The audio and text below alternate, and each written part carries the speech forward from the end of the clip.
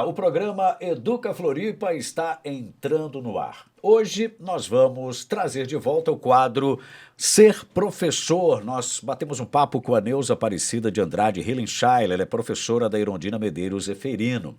Na matéria especial, a gente foi lá na Escola Básica Municipal Intendente Arimedes, descobrir um pouco sobre o desafio Conexão Jovem Nexera. E no quadro é o seguinte, o nosso momento de reflexão, o papo é investir no potencial de cada estudante. A minha entrevistada de hoje já está aqui com a gente. Olá, professora Roberta Chinor Buening, acertei? Acertou. Opa, nome difícil, hein? É. Ela é professora dos anos iniciais da Escola Básica Vitor Miguel de Souza. Tudo bem com você? Tudo bem. É um prazer te receber aqui pela primeira vez aqui no programa. Nós vamos falar como uma especialista em matemática. Mas antes, a gente quer saber um pouquinho da sua história. São 22 anos de trabalho na educação, né, na rede. E como é que é isso tudo? Como é que tudo começou? Então, são 22 anos aqui na rede de Florianópolis, né? Aham. E nesse tempo eu trabalhei muito em sala de aula dos anos iniciais, especialmente com alfabetização, né? E também eu tive 9 anos de trabalho na formação de professores aqui da rede, no assessoramento da Secretaria Municipal. E atualmente estou de volta para a sala de aula, aprendendo com as crianças lá todos os dias. Que bom. Bom, na nossa conversa anterior aqui à entrevista, você falou que o que te chamou a atenção na rede, né, foi essa questão da educação continuada. Né? Em 2004, você se despertou, né, para o ensino em matemática. Só que você se considerava uma aluna não tão boa nessa matéria, né? Como é que aconteceu isso daí? Sim, então, desde que eu entrei na rede em 2000, né, eu tive muitas oportunidades de formação continuada em serviço, né? Acredito que esse é um grande diferencial da nossa rede, né, essa oportunidade. E a gente sabe que o professor tem que estar sempre estudando, né? Não dá para parar, todo profissional, mas o professor especialmente, né? E a nossa formação inicial na pedagogia, ela não dá conta de tudo. Especialmente porque quando a gente vai para a sala de aula, na prática é que surgem os maiores desafios. Então, foi o que aconteceu, né? Eu queria ser uma professora melhor de matemática. E eu queria aprender mais, né? Então, eu fui buscar isso na formação de professores, porque eu não queria ensinar do mesmo jeito que eu fui ensinada quando eu era estudante, né? Eu achava que devia ter uma forma diferente de ensinar.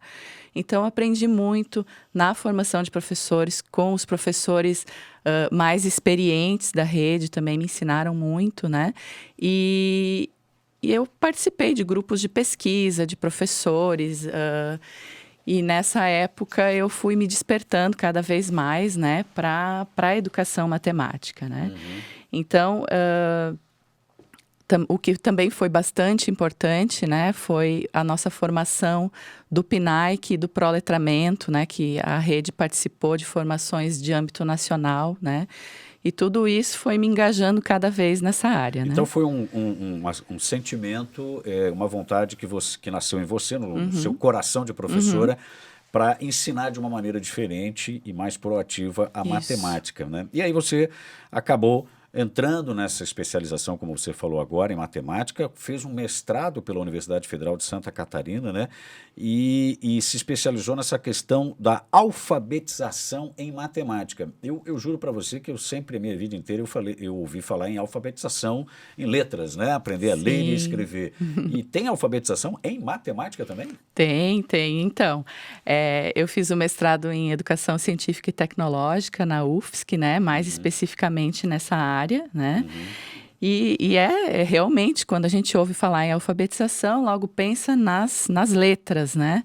Mas, antigamente, inclusive, uma pessoa que sabia assinar o nome já era considerada alfabetizada, né? Mas hoje, a gente quer muito mais da alfabetização, né? Por isso que a gente usa, inclusive, a palavra letramento, né? Hoje nós precisamos de cidadãos letrados, né? O que significa que é um sujeito que usa as culturas da escrita no seu dia a dia. né? E para isso não basta as letras. É preciso entender como funciona o sistema de numeração decimal, as operações, né? Saber que os números têm várias funções na nossa vida, entender das geometrias, das medidas, né? E todos os conhecimentos básicos da matemática são necessários para esse letramento, né? Inclusive, ícones, símbolos, imagens, tudo isso faz parte, né, da gama que o sujeito letrado precisa entender, né? Então, dentro dessa perspectiva, a gente fala inclusive de multiletramentos, né? Que seriam os vários letramentos, que é o letramento da língua, o letramento matemático, o letramento científico, o letramento digital, né? E vários outros que vão se complementando, né? Para educar um cidadão letrado, né? E na rede, nos nossos estudos, na nossa proposta curricular, né? Então, a gente fala da alfabetização na perspectiva do letramento, né?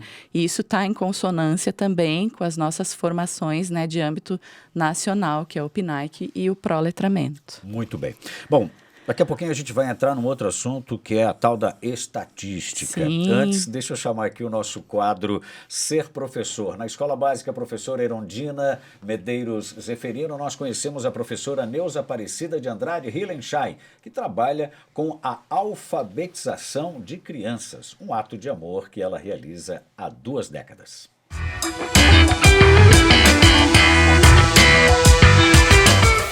Uns 22 anos, né, que eu estou na área da educação e eu prefiro sempre trabalhar com alfabetização, né, com o primeiro ano. Porque eu me identifiquei, né, desde a época que eu fiz o magistério, eu já fiz o estágio na área da alfabetização, né, e estou sempre procurando me especializar. Eu fiz pós-graduação em alfabetização e é na área que eu gosto mesmo, né, que eu me identifico mesmo. E a gente fica surpreendida assim com eles, né?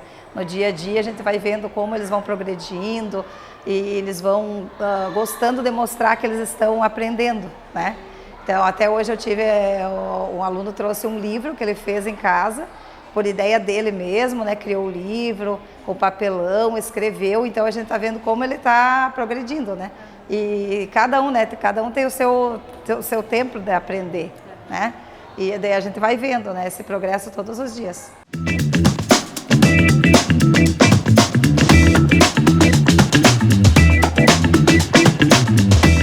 Como eu faz tempo que eu estou aqui na escola, né, e tem alunos que estão lá no 5º ano, no 6º ano, eles quando eles me veem, eles lembram, né, da prof, vem me abraçar e a gente fica esse tempo na mente deles, né, sobre a questão do primeiro ano na escola, de estar aprendendo a ler, né, então é bem importante para eles, né. Eu sinto orgulho e eu vejo assim que eu me realizo, né? Me realizo quando chega ao final do ano, que eu vejo a maioria da turma, mesmo aqueles que ainda estão no processo, que cada um tem seu tempo, né, de aprender. Então sempre vai continuar essa aprendizagem deles da alfabetização lá no 2º ano. Então a gente vê o quanto eles foram evoluindo, né? E isso para mim é muito significativo, né, para minha vida. Esse foi o nosso quadro Ser Professor com a Neuza Aparecida de Andrade, lá da Escola Erondina Medeiros. De volta aqui com a nossa entrevistada. Roberta, o que é educação estatística, né? A gente sempre ouve falar de pesquisa disso, pesquisa daquilo. Tem a ver uma coisa com a outra, não? Tem muito a ver. Então, a estatística, né, é mais um letramento necessário, né, para o cidadão hoje, né? Então, o letramento estatístico também, a estatística também é um modo de ler e pronunciar o mundo que a gente vive, né? Então, a estatística e a matemática são áreas diferentes, né?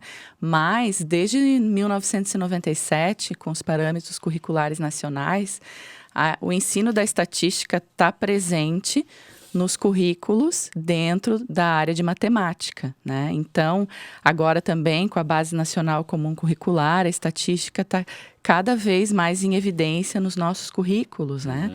E a gente sabe que ela é muito necessária, né? Hoje, cada vez mais, a gente se depara aí com notícias falsas, né? Com com dados estatísticos muitas vezes verdadeiros, mas que foram manipulados ou distorcidos, né?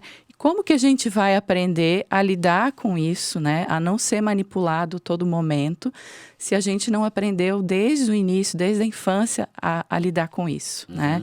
Então, é muito importante que a gente trabalhe com a educação estatística hoje, desde cedo, nas nossas escolas. Bom, a senhora falou agora há pouco que fez, né? Nós falamos agora há pouco que a senhora fez o mestrado e tal, mas não ficou por aí, né? E aí resolveu fazer um doutorado em 2017, quer dizer, ainda não satisfeita com tudo aquilo que aprendeu, foi fazer um doutorado.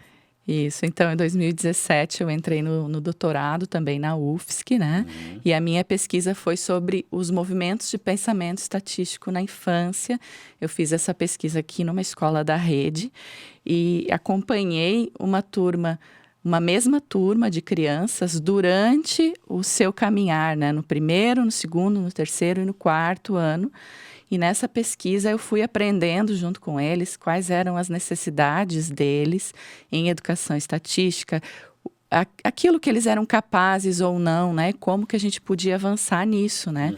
Porque, na verdade, é uma área ainda muito nova para nós no Brasil e também no mundo, né? Então, a gente tem que ir aprendendo aos poucos como fazer isso na escola, né? E então, esses estudos que a gente fez na escola, né, já resultaram em diversas publicações, capítulos de livro, participação em congressos no Brasil e também fora do Brasil. Isso acabou te levando lá para o Japão, é isso? Isso. E eu fiz uma pergunta aqui, vou fazer nos bastidores, vou fazer de novo aqui, vou fazer ao vivo aqui para o pessoal. O sushi de lá é bom? Ah, é muito bom, é muito bom.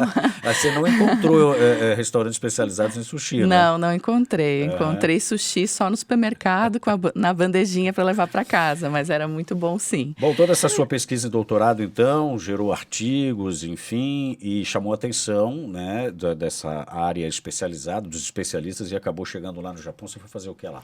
Então, eu fui apresentar esse trabalho, né, desenvolvido em parceria, né, com a UFSC e a Rede Municipal de Florianópolis, né? E também fui aprender coisas novas, né? Porque o ICOTS é um congresso internacional de ensino de estatística. Então, pessoas do mundo todo estavam mostrando o que vem fazendo, né, em prol dessa área da educação estatística. E lá eu conheci algo que, assim, me conquistou muito, que foi o banco de dados virtual Dollar Street, desenvolvido por suecos, né?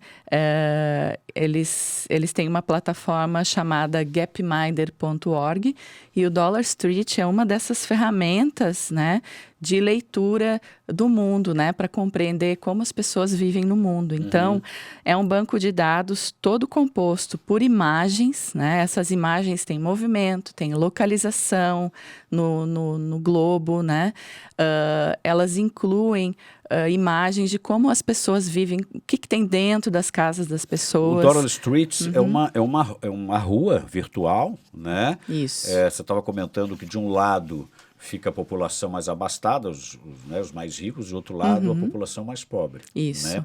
E isso foi idealizado por suecos, que vivem numa bolha, como a gente estava falando aqui, né? E eles quiseram descobrir a realidade da população mundial, né? E não tem gráficos nesse Dollar Street, né? Mas são imagens, né, em que as pessoas vão navegando, clicando. Como é que funciona na prática? Isso, é muito interessante porque os dados, né? A gente tem sempre a ideia de que tem que ver gráficos e tabelas, aquela coisa tão formal, né? Mas os dados, eles vêm numa rua horizontal e que de um lado moram os mais pobres e de outros mais ricos, né? Essa organização é feita a partir do poder de consumo das famílias, que é calculado em dólar, né? Por isso Dollar Street. E eles trazem ali 300 e poucas casinhas na rua, né? E que tem uma amostra da população mundial. Tem uma de Santa Catarina? Tem uma de Santa Catarina, do interior de Santa Catarina, né? Então, é muito bacana, porque a gente pode ver que muitas vezes a questão geográfica não é tão determinante no modo das pessoas viverem.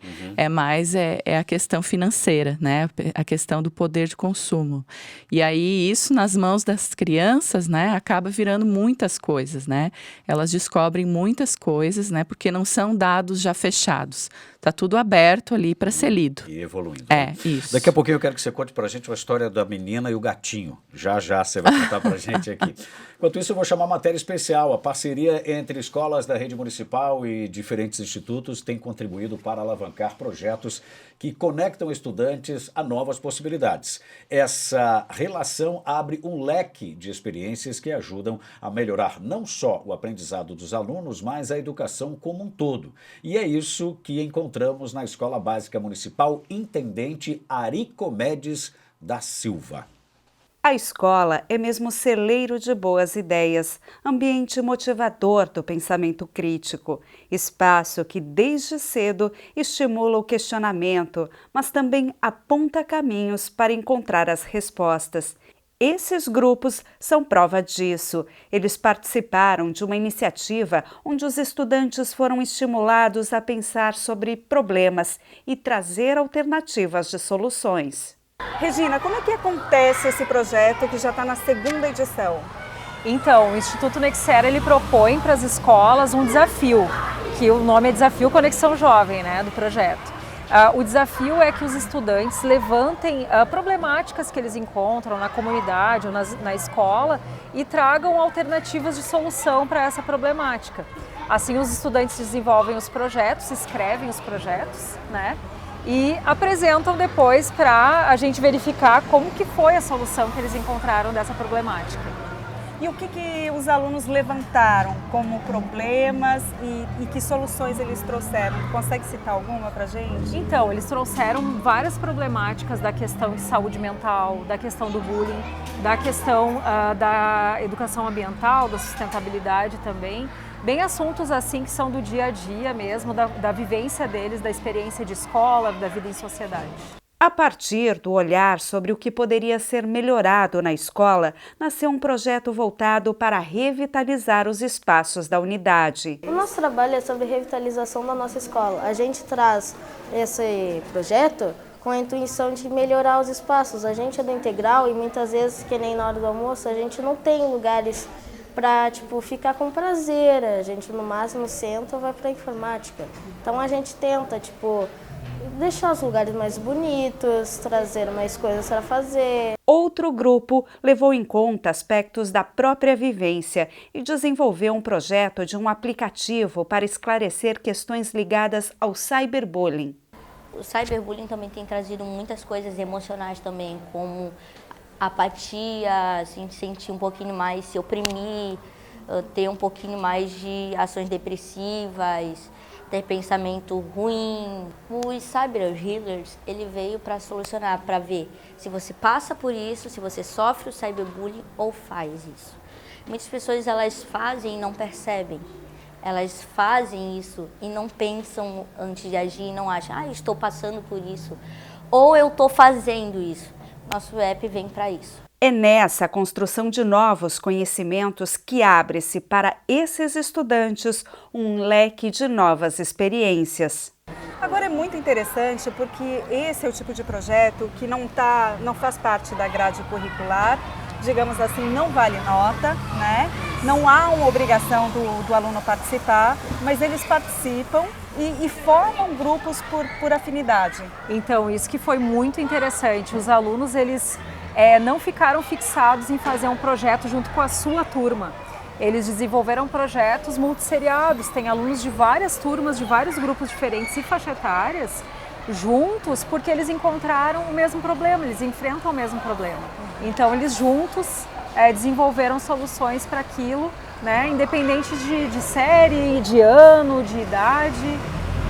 Regina, a escola como um todo ganha com esse tipo de projeto. Primeiro, claro, porque amplia o conhecimento desses estudantes, né?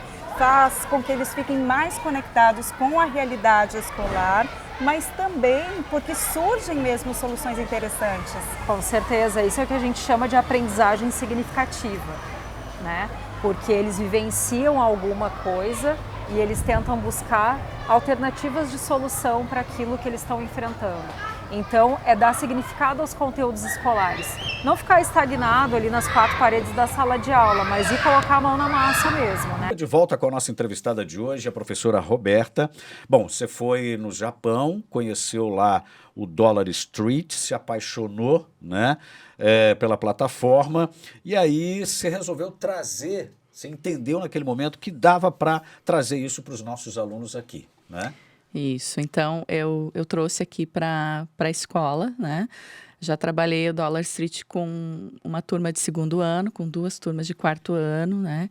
E vi que a possibilidade de leitura de dados está ao alcance das crianças, né? Dentro daquilo que elas precisam aprender nesse momento inicial, né, na educação estatística, que é saber fazer classificações, estabelecer relações, categorizar, organizar dados, né, e também enriquecer o vocabulário delas, que às vezes é muito pobre, né, em relação aos dados, né. Então, essa história do gatinho, né, é bem interessante, porque as crianças vinham dizer, professor, eu encontrei um gatinho muito pobre. Como assim um gatinho pobre? É um gatinho que mora numa casa sem piso, né? Então, parece uma observação simples, né, ou trivial, mas se a gente for olhar os dados do Hans Rosling, que é o criador do Dollar Street, né, uma das características da pobreza extrema é, sim, uma casa que não tem piso. Né? Ele mostra 4 níveis. Né? Ele mostra 4 níveis. Então, o nível 1, né, é uma das características da pessoa de nível 1, é morar numa casa que não tem piso. Né? Então, a partir disso, né, a gente viu, sentiu a necessidade, né, elas se interessaram muito realmente pelos animais de estimação e sentiram a necessidade de entender como que as pessoas viviam também na rua da escola. Então, a gente saiu para a rua da escola para fazer um censo, para comparar, né, os números da rua da escola com os números do Dollar Street, e aí a gente também foi aos números do IBGE para saber quantas pessoas no mundo, no Brasil e na rua da escola têm animais de estimação e quantas não têm, né? Dentre as que têm animais de estimação, quantas têm cachorro, quantas têm gato, né? E outra coisa que eles queriam saber também é quantas crianças tinham em cada casa, né? Então, a gente viu que as amostras, né, da Dollar Street e também a amostra da rua da escola e depois também do Morro do Quilombo, que a gente foi visitar, essas nossas amostras, elas estavam de acordo com o censo, né, com o último censo do IBGE, né, que metade das pessoas tem animal de estimação, né, dentre essa metade que tem, metade tem cães, né, e assim por diante. Então, a gente viu que esses dados que a gente coletou também eram relevantes, né, de acordo com os dados da população do Brasil e do mundo, né? Que bacana, isso me despertou aqui, eu quero aprender estatística, achei bastante interessante também. Bom, a gente vai falar sobre Argentina, isso também acabou te levando para o país vizinho, mas antes, deixa eu chamar aqui o nosso momento de reflexão. O nosso quadro é o seguinte, o assunto de hoje é sobre a importância da escola e dos pais investirem, focarem no potencial e no talento de cada estudante, estimulando o que há de melhor neles. É o seguinte, nem sempre é fácil, mas quando você se dedica, o sucesso aparece. Eu traduzo o que eu falei. Às vezes a gente encontra um professor maravilhoso, dando uma aula brilhante, e as pessoas pensam, deve ser fácil, deve ser um dom. Às vezes nós encontramos uma outra pessoa na sua profissão, seja ela qual for, e a gente pensa, ele nasceu com isso. Tem uma história que eu gosto muito, que conta-se da seguinte forma. Um belo dia, chegou-se para o Luciano Pavarotti e perguntaram assim para ele, nossa, como Deus foi bom contigo, te deu essa voz maravilhosa que você encanta a todos. E ele respondeu assim, é verdade, Deus foi muito bom comigo, me deu essa voz maravilhosa, só tem o seguinte, para essa voz se transformar em algo muito mais potente, esse dom que Deus me deu, foi necessário e ainda é necessário todos os dias uma dedicação de minha parte. São horas e mais horas que eu fico todo dia me dedicando a aprimorar o meu dom, a lapidar o meu dom. O que Pavarotti estava dizendo? Claro, nós nascemos, alguns chamam de dom, outros chamam de talento, outros chamam de virtude. Não vou detalhar cada uma aqui, mas vou usar com o mesmo conceito. Nós nascemos com isso. Alguns têm mais facilidade para números, outros têm mais facilidade para línguas. E o que nós temos que fazer? Nós temos que descobrir os nossos dons. Quais são os nossos dons? E focar naquilo que é a nossa essência. Porque quando a gente foca naquilo que é o nosso ponto forte, a gente melhora ainda mais. O nosso dom vira algo extraordinário, como a voz do Luciano Pavarotti. Então, sim, nós nascemos com dons, com talentos, mas para eles se transformarem em realidade, eu preciso todo dia me dedicar, me empenhar para melhorar o meu desempenho. Se eu nasço com um dom, eu tenho que transformar esse dom em algo maior, em algo que tenha substância, e aí faz com que a gente chegue lá. Então, se uma pessoa nasceu com um dom de falar em público, de dar aula, o que ela tem que fazer? Focar naquilo que ele já sabe e gosta de fazer. E aí, a nossa educação, ela muitas vezes é falha. Porque o pai, quando encontra um filho que não vai bem em matemática, em números, mas ele é brilhante em outras áreas como línguas, o que faz o pai? Coloca na aula particular de matemática. Está errado. Tem que colocar na aula particular de quê? Naquilo que é o dom dele, naquilo que é o talento dele. Para quê? Porque se ele já é bom e está na sua natureza, ele vai ser um cara extraordinário, maravilhoso, como foi Luciano Pavarotti. E não esqueça de botar, quem sabe, numa aulinha de matemática, para ele passar de ano, porque tem a média. Mas para ele se tornar um extraordinário, um cara de sucesso no futuro, ele tem que entrar na aula particular, é naquilo que é sua competência, naquilo que é o seu dom. Porque se você não focar nisso, você infelizmente vai estar transformando e ajudando essa pessoa a ser um frustrado. Porque além de não gostar, além de não ter facilidade de aprender, vai ter que fazer aula particular. Então, meus amigos, é o seguinte, faça aula particular naquilo que é o seu dom, naquilo que é o seu talento. Assim, você vai se transformar em alguém ou algo extraordinário. É o seguinte, a educação transforma. Um grande abraço e um beijo no coração. Já chegando no seu finalzinho, professora Roberta, você foi para o Japão, você fez mestrado, doutorado, trouxe uma tecnologia nova para os seus alunos aqui e deu um pulinho também no país vizinho, no mês passado, né? Num congresso lá na Argentina. Como é que foi isso? Foi o mesmo congresso, né? O ICOTS 10 foi no Japão e agora o 11 foi na Argentina. Então, eu apresentei os resultados desse trabalho com as crianças, né? Isso despertou realmente bastante interesse nas pessoas, porque a gente tem muitos estatísticos e matemáticos, né, que estão também interessados em como trabalhar isso com as crianças, né? Então, eu acho que vem sendo uma caminhada assim, muito gratificante, né? Poder estar saindo da rede e levando o que a gente vem fazendo aqui, né?